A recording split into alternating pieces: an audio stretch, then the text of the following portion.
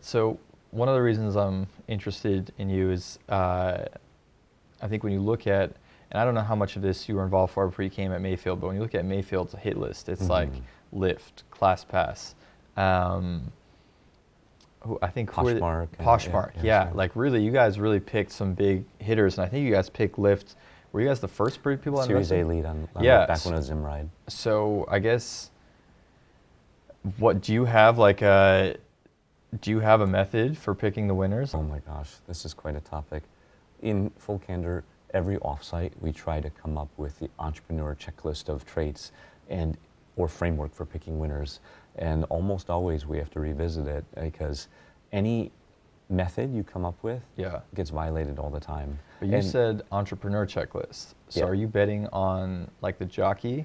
We try. We have a motto that we try to live by, which is people first. So we try to focus on the people as the primary factor. And we give big preference to repeat entrepreneurs who've done something before.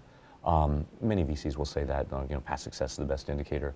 But here's the truth. In consumer, a lot of founders are first time, so they don't have something you can point at. So there goes that rule, right? That works really well potentially in enterprise sometimes. There are certain aspects of enterprise sometimes, right?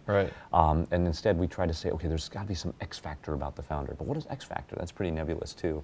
And so every time we've tried to come up with a prescription or methodology, it never fits into that bucket so easily, right?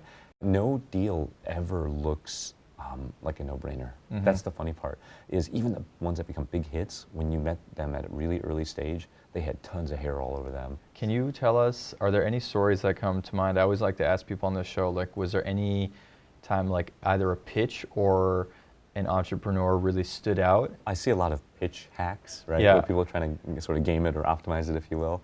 They range from I think there's some founders who read that book, The Game, by Neil Strauss, and they try to use pickup book. Yeah, they use pickup artist techniques like the neg or things like that, or they use the exploding fuse. Nice. And so you've read The Game, it seems like. Oh, I know Neil. He's a great guy. Okay.